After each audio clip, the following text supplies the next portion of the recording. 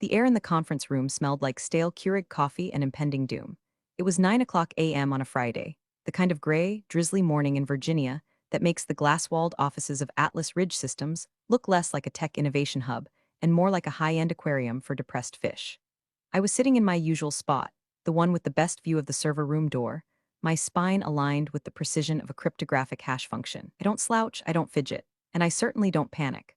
But when Chad Wexler, our new vice president of digital synergy, a title that means absolutely nothing and costs the company six figures a year, walked in, I knew the guillotine was about to drop. Chad was 32 years old, wore suits that were too tight in the ankles, and had teeth so white they looked like a zoning violation. He had been here for 3 weeks. I had been here for 5 years. All right, team, let's pivot, Chad said, clapping his hands together. The sound echoed off the glass, sharp and hollow. We're streamlining, cutting the fat, optimizing the vertical. He looked directly at me. The room went silent. You could hear the hum of the AC system and the distinct sound of 20 developers collectively holding their breath. Olivia, he said, offering a smile that didn't reach his eyes, a smile that suggested he had read a book on empathy once but didn't understand the plot. We've decided to move in a different direction regarding our data security. We're bringing the encryption management in-house to the general IT pool. Effective immediately, your services as lead consultant are no longer required. He didn't ask me to step into his office. He didn't offer a severance package conversation in private. He did it right there, in front of the junior devs I had trained, in front of the project managers I had saved from catastrophic data leaks a dozen times. It was a power move. It was a pissing contest, and Chad had just unzipped in the middle of a board meeting. I understand, I said. My voice was level, no tremors. I took a sip of my tea, Earl Grey hot, no sugar. Is there a transition plan for the encryption keys? Chad laughed. It was a wet, dismissive sound. Olivia, come on, we own the servers, we own the code, we own everything. Just pack your trash. We'll have IT reset your passwords by noon. Security will escort you out. You own the code, I repeated, tasting the words. They felt heavy like lead shot. Right, I stood up. I smoothed the front of my blazer. I didn't look at my team. If I looked at them, at the fear and confusion in their eyes, I might have actually felt something akin to sadness, and I didn't have time for sadness. I needed clarity. I walked back to my office, Chad trailing behind me like a bad smell, ensuring I didn't steal a stapler or, I don't know, a ergonomic mouse pad. He leaned against the doorframe while I put my personal items into a small cardboard box. My cactus. A framed photo of my dog, Buster. A spare tube of hand cream. No hard feelings, Liv, Chad said, shortening my name without permission. It's just business. You were expensive. Can get a kid out of college to do what you do for a third of the price. Cryptography isn't just about math, Chad, I said, picking up my ID badge. It's about trust and verification. I placed the ID badge on the center of my desk. Next to it, my workstation hummed. The screens were locked, displaying the standard Atlas Ridge screensaver, a slow-motion drone shot of a mountain range. Don't worry about the computer, Chad said, checking his Apple Watch. IT is wiping it anyway. Of course, I said. I looked at the badge one last time. It was a standard plastic card, but to me it was a key. Not just to the building, but to the intricate, invisible castle I had built over 5 years.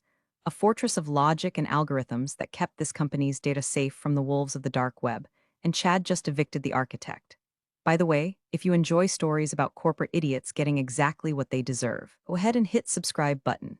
It helps the algorithm find more people who appreciate a good karmic smackdown. Okay, back to the carnage. I picked up my box. I didn't shut down the computer. I didn't log out. I left the system running, the network connection active, the heartbeat of the database thumping rhythmically in the background. Goodbye, Chad, I said. Good luck with the vertical. Yeah, he waved a hand, already typing on his phone. Have a nice life. I walked to the elevator. The security guard, old Mr. Henderson, looked confused as I handed him my guest pass, because technically, as a consultant, I was always a guest. Leaving early, Miss Olivia? He asked. Permanent vacation, Mr. Henderson, I smiled. It was the first genuine smile I had cracked all morning. I walked out into the rain. I didn't cry. I didn't scream. I got into my Volvo, placed the box on the passenger seat, and checked the time. 9:45 a.m. Chad thought he had fired an employee. He thought he had cut dead weight. He had no idea he had just severed the connection to the engine while the plane was at 30,000 feet. He said they owned the code. That was true. They did own the code. But he forgot the most important rule of data security, the one I had written into the very first paragraph of the vendor agreement 5 years ago. You can own the safe. But if you don't have the combination, it's just a heavy metal box. I drove home, the windshield wipers keeping time with my thoughts. Tick-tock, tick-tock. I wasn't unemployed. I was just waiting for the invoice to clear. To understand why Chad Wexler was currently walking around the office like a rooster who just discovered gravity, you have to understand the paperwork. Boring, I know. But in my line of work, the devil isn't in the details, the devil is in the addendums. 5 years ago, when Atlas Ridge was just a scrappy startup with more venture capital than common sense, they approached me to build their security infrastructure. They wanted to hire me as a W-2 employee. I declined. I've been in this industry long enough to know that employees are liabilities to be shed when the quarterly earnings dip. Vendors, on the other hand, are creditors, and creditors have rights. So, I signed on as Obsidian Data Solutions, LLC. That's me. I am Obsidian. The contract was standard mostly, except for the security services and key management clause on page 42. I sat at my kitchen island, the granite cool under my fingertips, and pulled the physical copy of the contract out of my fireproof safe. I smoothed the paper out. There it was, clause 14. B. Proprietary encryption management. The client, Atlas Ridge Systems, acknowledges that the core encryption environment, including but not limited to master keys, salt generators, and key vault architecture, is the intellectual property of the vendor, Obsidian Data Solutions, and is leased to the client. Upon termination of this agreement, the vendor retains exclusive rights to the key vault until such time as a migration of services is completed and verified. Translation for the non-lawyers: I built the lock, I own the key. They were renting the ability to open the door. Chad, in his infinite wisdom and haste to optimize, hadn't read page 42. He probably hadn't read page 1. He saw a high salary figure attached to my name and assumed I was just another line item to be slashed. He assumed that because the servers were physically located in their building, the control resided there too. Amateur mistake. I opened my laptop, my personal rig, a beast of a machine that I kept completely air-gapped from the corporate network until moments like this. I booted it up. The screen glowed with a comforting, dark terminal interface. I navigated to the command console for the key vault. The vault wasn't on their servers. It was hosted on a secure, third-party cloud infrastructure that I paid for, billed to my LLC. Atlas Ridge's servers called out to my vault every single time someone tried to open an encrypted email, access the customer database, or log into the HR portal. Ping, verification, access granted, ping, verification, access granted. It happened thousands of times a second. It was the heartbeat of the company. I typed in a command, check status active. The terminal cascaded with green text. The system was live. The connection was healthy. They were still using my keys. When Chad fired me, he triggered a clause called unauthorized termination of service. Essentially, by firing the vendor without a transition plan, he was defaulting on the lease. I didn't have to hack anything. I didn't have to inject a virus. I wasn't a criminal. I was a landlord whose tenant had just stopped paying rent and told me to get off the property. So, I did what any responsible landlord would do. I prepared to change the locks. I looked at the clock on my wall. 1:00 p.m. I had a failsafe script sitting on the server. I called it the severance package.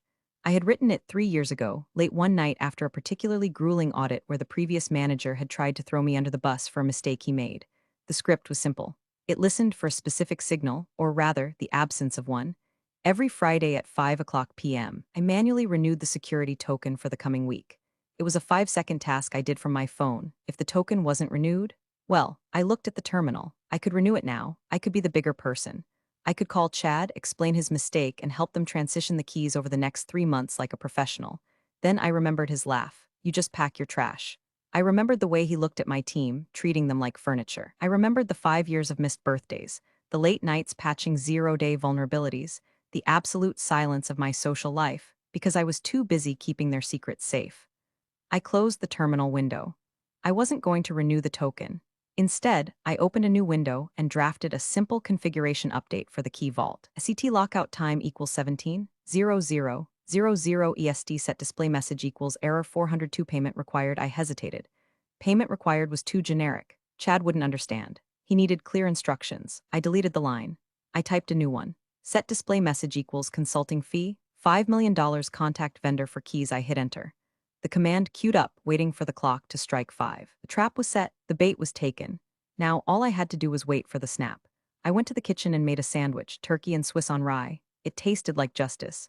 4:58 p.m., I imagined the office. The Friday afternoon energy is usually a specific frequency, a mix of exhaustion and anticipation. People are closing out tickets, finalizing reports, sending those last per our conversation emails so they can rush out to happy hour. Chad was probably in his office, feet up on the desk, maybe browsing LinkedIn for more buzzwords to terrorize the staff with on Monday. I sat on my sofa, my laptop open on the coffee table. The screen showed a real-time log of the API requests coming from Atlas Ridge. Request, success, request, success, request, success. The stream of data was a river, fast and continuous. 4:59 p.m. I took a sip of tea. My heartbeat was slow, steady. 60 beats per minute. The discipline of cryptography is patience. You don't force the math, you let the math resolve itself. 5 o'clock p.m. The timestamp on my terminal ticked over. Request, denied, request, denied, request, denied. The river stopped. Instantly. It didn't slow down, it hit a concrete wall. On my screen, the logs turned from a soothing green to a violent waterfall of red error messages. Error, key invalid error. Handshake failed error. Decryption impossible. I closed my eyes and let myself picture it. At Atlas Ridge, the first sign would have been subtle. An email refusing to send. A loading spinner on the dashboard that just kept spinning. Then the confusion. Hey, is the network down? I can't access the client file. Why is my screen flickering? Then the realization. The central dashboard. Massive 80-inch monitor in the main bullpen that displayed the company's real-time metrics would flicker. The charts, the graphs, the synergy metrics, all of it would vanish. In its place, a stark white background. And in the center, simple, unserifed black text, size 72 font. System lockout consulting fee outstanding. $5 million and 0 cents wire to Obsidian Data Solutions to release keys. I watched the connection attempts spike. 10,000 requests per second. 20,000. The system was panic flailing. Every application, every server, every automated bot was screaming for the keys, and the vault was silently whispering, no. My phone buzzed. I ignored it. It buzzed again and again. A steady vibration against the mahogany of the table. I glanced at the caller ID. IT Support Desk 1. That would be Kevin, sweet kid. Knows how to restart a router. Doesn't know the difference between symmetric and asymmetric encryption. I let it go to voicemail. Then, a new number, Chad Wexler Mobile. I smiled. The panic had traveled up the org chart faster than I expected. Usually, middle management tries to hide the fire before calling the fire department. Chad must be staring at that screen right now. I picked up the phone, but I didn't answer. I just looked at his name. I could imagine him slamming his fist on the desk. I could imagine him yelling at Kevin. Fix it? What do you mean you can't fix it? Reboot the server. But you can't reboot a missing contract. I opened a new terminal window to check the encryption status of the database. The data at rest, the customer records, the financial history, the proprietary algorithms, was all encrypted with AES 256. Without the keys currently residing in my locked vault, that data was indistinguishable from random noise. It was digital static. Billions of dollars of intellectual property turned into garbage in 1 second. The phone stopped buzzing. Then it started again. Chad Wexler. I poured myself another cup of tea. The silence in my house was luxurious. I could hear the rain tapping against the window. It was a stark contrast to the cacophony I knew was erupting 5 miles away. I decided to check the server logs for specific user activity. User, see Wexler attempting access to admin panel. Access denied. User, see Wexler attempting access to admin panel. Access denied. User, see Wexler attempting access to admin panel. Access denied. Insanity, I whispered to the empty room, is doing the same thing over and over again and expecting different results. He was trying to brute force a system designed to withstand nation-state attacks. Good luck, Chad. I navigated to my email client. My private one, not the corporate one I had lost access to. There was a new email. Subject, urgent, system error from C. Wexler at Atlas Ridgecom, sent from his iPhone. Evidently, since the email server was down, Olivia, something is wrong with the dashboard. It says we owe you money. This is a mistake. Fix it immediately or legal will be involved. This is sabotage. Chad, I didn't reply. Sabotage implies I broke something. I didn't break anything. I just took my property home with me. I marked the email as read and moved it to a folder I named Evidence. The sun began to set, casting long shadows across my living room. The red error logs continued to scroll, a digital fireplace warming the cold reality of their situation. They were in the dark, and I was the only one with a flashlight, but flashlights cost money. The weekend passed in a blur of ignored phone calls and peaceful gardening. By Monday morning, I had pruned my roses, remulched the flower beds, and ignored 47 calls from various Atlas Ridge numbers. Monday at 8 o'clock a.m., the dynamic shifted. The calls stopped coming from Chad. They started coming from the 202 area code. Washington, D.C., corporate legal. I sat in my home office, dressed in my silk pajamas, reviewing the logs. They had spent the entire weekend trying to bypass the encryption. Attempted restore from backup. Failed. Reason? Backup integrity check requires encryption keys. That was the chef's kiss. I had configured the backups to be encrypted with the same key management system. You can't restore a locked file with a locked backup. It's like losing your car keys and trying to use a picture of your spare key to start the engine. At 9:15 a.m., a courier arrived. He looked nervous, clutching a thick envelope with the red urgent stripe that lawyers love so much. I signed for it. Inside was a cease and desist order, demanding I immediately surrender all access codes, passwords, and digital assets belonging to Atlas Ridge Systems, and threatening a lawsuit for cyber extortion, sabotage, and breach of contract. I laughed, a genuine belly laugh. They were still treating this like a hostage situation where I was the terrorist. They didn't understand they were the squatters. I scanned the document. Then I drafted a reply, not to the lawyers, but to the board of directors. I had their personal emails from the initial setup 5 years ago. To board of directors from Olivia Vance, owner, Obsidian Data Solutions LLC, subject, service interruption / outstanding invoice. Dear board members, I am in receipt of your legal correspondence. There seems to be a fundamental misunderstanding regarding the nature of the service interruption. On Friday, May 12th, the Vice President of Digital Synergy, Mr. Chad Wexler, terminated the service agreement with Obsidian Data Solutions LLC effective immediately. As per Clause 14, B of our vendor contract, attached, the encryption infrastructure remains the intellectual property of the vendor. Upon termination without a transition period, the automated key leasing service was suspended. This is not ransomware. This is a lockout due to non-payment and contract termination. Figure displayed $5 million represents the emergency reinstatement and lifetime license fee as stipulated in the penalty subsection of the original agreement. I am not an employee, I am a vendor. You return the rental car. You don't get to keep driving it. Regards, Olivia Vance. I hit send. 10 minutes later my phone rang. It wasn't legal. It was Marcus Thorne, the chairman of the board. I let it ring 3 times, then answered. This is Obsidian Data Solutions. Olivia. Marcus's voice was tight. Controlled. We need to talk, Mr. Thorne. I assume you received my email. I did. Look, there's been a miscommunication. Chad is new. He didn't understand the complexity of the arrangement. Ignorance of the contract is not a valid legal defense, Marcus. You know that. You signed the original agreement. We are bleeding here, Olivia, he said, his voice dropping a decibel. Clients can't log in. Can't process payments. Our stock is down 12% in pre-market trading. This is going to kill the company. That sounds like a management problem, I said, examining a hangnail. If you want the keys, you pay the fee. It's a simple transaction. $5 million is extortion. $5 million is the cost of the architecture I built, which you are currently using without a license, plus a premium for the inconvenience of being fired in front of my own team. Can't pay that, Marcus snapped. We'll sue you into oblivion. You can try, I said, my voice hardening. But discovery will be fun.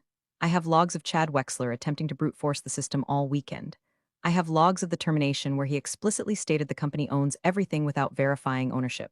And most importantly, Marcus, court cases take months. Your encryption keys rotate automatically every 7 days. In exactly 4 days, current keys will expire completely. If the vault isn't reconnected by then, the data isn't just locked. It's gone, permanently. Mathematical entropy will eat your database. There was a long silence on the other end. 4 days, he whispered. Tick-tock, I said. I need to call a meeting, he said. I'll be here, I replied, waiting for the wire transfer. I hung up. I checked the logs again. They had stopped trying to hack the system. The access denied messages slowed to a trickle. He had finally realized that brute force doesn't work against math. Now, the internal cannibalism would begin. They would turn on each other. Chad would be the first course. By Tuesday, the silence from the company was replaced by a cacophony of rumors.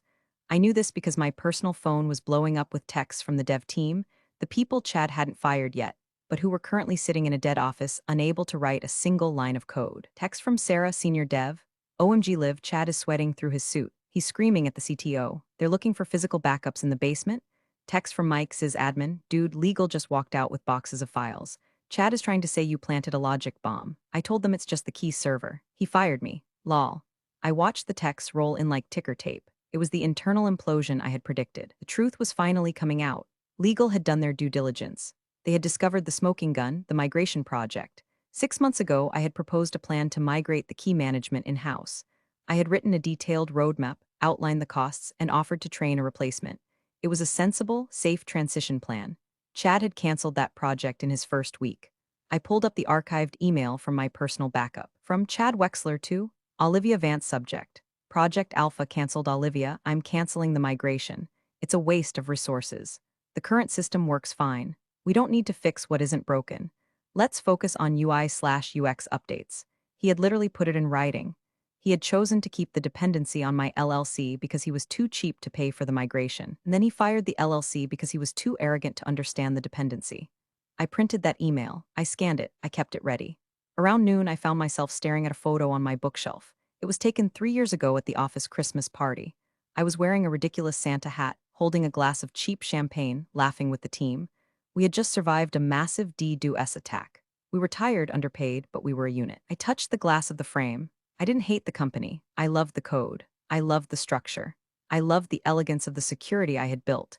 It was a beautiful, invisible cathedral of mathematics, and they were letting a vandal smash the windows because they didn't want to pay the glazier. It wasn't just about the money anymore. It was about respect. It was about the fact that people like Chad view people like me as mechanics, interchangeable grease monkeys who tighten bolts. They don't understand that we are the engine. My reverie was interrupted by an email notification. Subject, invitation, emergency board meeting Zoom from Marcus Thorne Olivia. Please join us at 2 o'clock p.m. We want to settle this. Attached was a Zoom link. I considered declining. I held all the cards. I didn't need to attend their little meeting. But curiosity is a powerful drug, and frankly, I wanted to see Chad's face. I spent the next hour preparing. I didn't dress up. I wore a comfortable cashmere sweater. I set up my lighting so I looked angelic or at least well-rested. I prepared my screen sharing. I lined up the logs, the contract, and the canceled email from Chad. I was ready to give my final presentation. At 1:55 p.m., I poured a fresh cup of tea. At 2 o'clock p.m., I clicked the link. The screen populated with the grim faces of the board of directors. Men and women in expensive suits, sitting in expensive rooms, looking like they had just swallowed a lemon. And there in the bottom right square was Chad. He looked terrible. His tie was loosened. His hair was a mess. His eyes were red. He looked like a man who had not slept since Friday. Miss Vance, Marcus said, his voice echoing slightly. Thank you for joining us. Hello, Marcus, I said, leaning back in my chair. Hello, everyone. I looked directly into the camera. Hello, Chad. Chad didn't speak. He just stared at his camera, his jaw tight. We need to resolve this lockout, Marcus said. The company is at a standstill. We are prepared to offer you a reinstatement of your contract with a 10% raise if you restore access immediately. I smiled. A 10% raise. It was almost cute. I think we're past the point of reinstatement, Marcus. I said softly. This isn't an employment negotiation. This is a vendor dispute. Olivia, please, said Linda, the CFO, be reasonable. You're holding the company hostage. I'm not holding anything, I corrected her. I'm protecting my intellectual property. And frankly, considering the gross negligence demonstrated by your management team, I'm not sure I trust Atlas Ridge as a client anymore. I shared my screen. The canceled email appeared for everyone to see. Chad, I said, my voice calm. Did you or did you not cancel the migration project that would have prevented this exact scenario? The board turned their eyes to Chad's square. He swallowed hard. I was trying to save budget. You thought cryptography was just a password, I finished for him. You thought you could fire the architect and keep the house. The silence on the call was heavy. It was the sound of a career dying in real time. This is irrelevant, Chad stammered. Finding his voice, she's malicious. She set a trap. She timed this for Friday afternoon. I didn't time anything, Chad, I replied, scrolling to the server logs on the shared screen. The system checks for valid contract token every Friday at 5 o'clock p.m. It's an automated process. You fired me at 9 o'clock a.m. You had 8 hours to ask about the keys. You had 8 hours to read the contract. You spent those 8 hours measuring the drapes in my office. I highlighted a specific log entry. 14:30 p.m. Friday user. See Wexler action. Delete user account. Oh Vance, you deleted my account before asking IT what my account controlled, I explained. You cut the rope yourself, Chad. I just watched you fall. Marcus cleared his throat. Okay, enough. We understand the technical context. The question is, how do we fix it? The fee is $5 million, I said. Wired to Obsidian Data Solutions. That's impossible, Linda, the CFO, interjected. We can't authorize a liquidity transfer of that size without a shareholder vote. It will take weeks. Then you'd better start writing manual receipts, I said, because in 3 days the keys rotate, and then the price goes from $5 million to infinite because the data will be unrecoverable. We can offer $1 million, Marcus countered, and a formal apology. No, I said, $2 million, and we fire Chad. I paused. I looked at Chad square. He went pale. His eyes darted around his room as if looking for an exit. Chad's employment status is none of my business, I said coolly, though I imagine his continued presence is expensive, but no. The price is $5 million. That covers the consulting fee, the breach of contract penalty, and the purchase of the key vault infrastructure.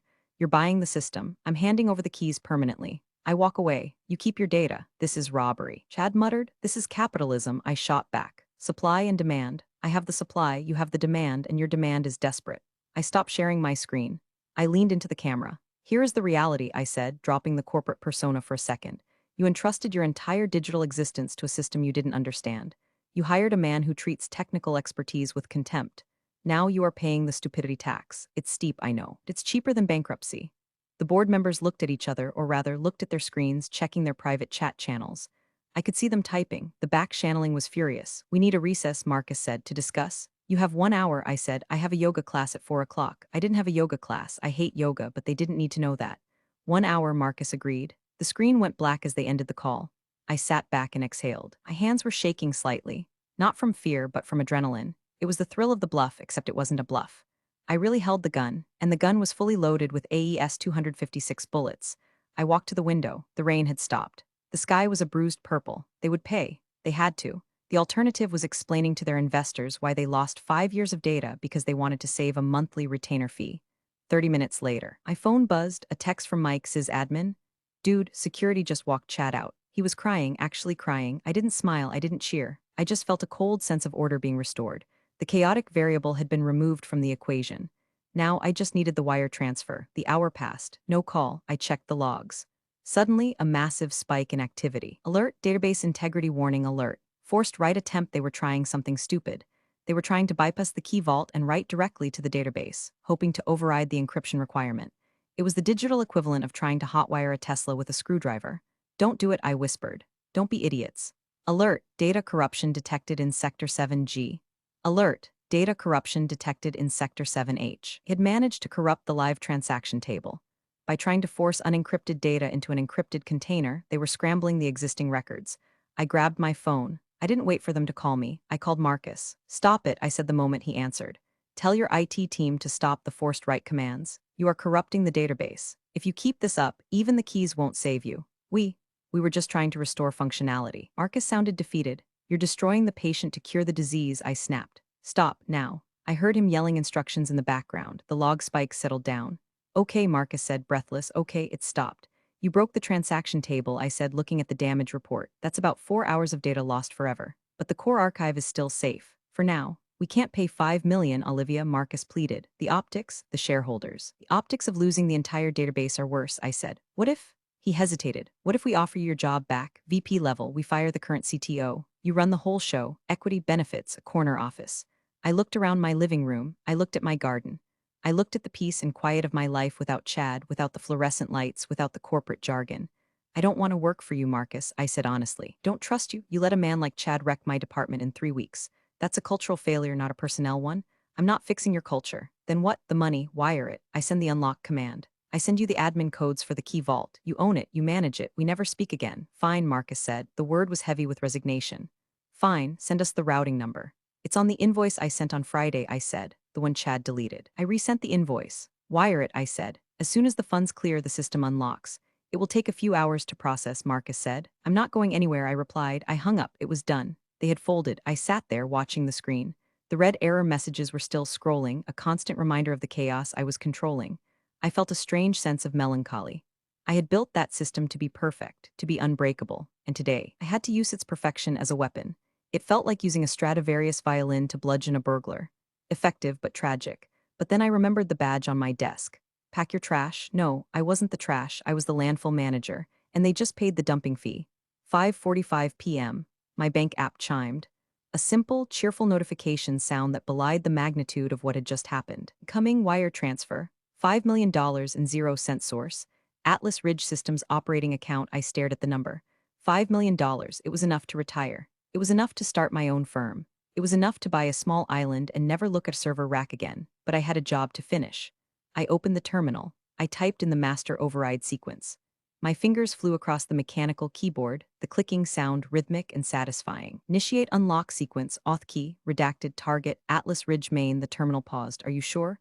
Y/N, I typed Y, uploading key batch, verifying handshake, restoring access. On the second monitor, the waterfall of red error logs slowed, stopped. Then a single green line appeared, status 200 OK, then another. Status 200 OK, status 200 OK. The heartbeat returned. The database began to breathe again. I imagined the scene at the office. The dashboard flickering back to life, the cheers, or maybe just the collective sigh of relief from the IT dungeon. I wasn't done yet. I compiled a digital packet. It contained the root admin credentials, the encryption schematics, and the source code for the key vault. I zipped it into a file named UOWNIT-NowZip. I emailed it to Marcus, Linda, and the IT distribution list. To Marcus Thorne, Linda G. Subject, deliverables and transfer of ownership funds received. Services restored. Attached are the keys to the kingdom. I have deleted my backdoor access. I have scrubbed my user credentials. The system is yours. I recommend you don't lose the password. Please consider this the final correspondence from Obsidian Data Solutions. Regards, Olivia. I hit send. Then, I did one last thing. I went to the server hosting my LLC's website. I updated the landing page. Where it used to list services and consultation booking, I replaced the text with a single line, currently unavailable for new clients. I closed the laptop. I sat in the silence of my home. It was over. The war was won. The enemy was vanquished. The treasure was secured. My phone buzzed again, linked in notification. Chad Wexler viewed your profile. I laughed. Of course he did. He was probably updating his resume, looking for someone to blame, trying to figure out how a simple IT vendor had just nuked his career from orbit. I blocked him. Then came 3 more requests. Marcus Thorne, Linda, 2 other board members. They wanted to connect, maybe to keep tabs on me, maybe to offer me a job in 6 months when the dust settled. I declined them all. I wasn't part of their network anymore. I was a ghost, a very wealthy ghost. 2 days later, I had to drive into the city to sign some final tax documents for the LLC, ironic, considering the influx of cash. My route took me past the glass monolith of Atlas Ridge Systems. I pulled into the Starbucks across the street. I sat in my car, sipping a tea, watching the building. I saw the security guard, Mr. Henderson, standing at the front desk. I saw people buzzing in and out. The machine was running. The ants were back to work. From the outside, nothing had changed. The glass was still shiny. The logo still looked expensive. But I knew the scar tissue that was forming inside. They would be paranoid now. They would triple-check every contract. They would look at every IT consultant with suspicion. Good, they should. A man walked out of the building carrying a cardboard box. He was wearing a suit that was too tight in the ankles. Chad. He stood on the curb, looking lost. He pulled out his phone, probably calling an Uber. No company car for him. I rolled down my window. The air was crisp. I could have honked. I could have waved. I could have shouted, "Pack your trash," but I didn't. That would be emotional. That would be messy, and I am precise. I simply put the car in gear and pulled away. He didn't see me. He was too busy looking at his phone, probably trying to delete his LinkedIn history. As I merged onto the highway, my phone chimed with a secure message notification. Signal app. It was from a contact I hadn't heard from in years. A recruiter for a private defense contractor in DC. Message, heard about the Atlas situation. Impressive lockout. We have a client who values rigorous ownership rights. They need an architect for a zero-trust environment. Double your previous rate. Interested? I smiled. In the corporate world, you're usually punished for being difficult. But in data security, you're paid for being dangerous. I tapped the microphone button to dictate a reply. I'm listening, send the specs. But tell them to read page 42 of the contract first. I hit send. I turned up the radio. The road ahead was open, the traffic was light, and my encryption keys were safely tucked away in the past. I drove home. I had a garden to tend to, and $5 million of fertilizer to buy. Competence truly speaks louder than any title. Real power doesn't always announce itself. Olivia proved that point by silently securing her value. When they dismissed her, she made sure they understood exactly what they'd lost. Always respect the quiet genius. Arrogance often blinds people to the true backbone of their operations. Some lessons are just expensive. Appreciate you all for sticking through this one. See you in the next story.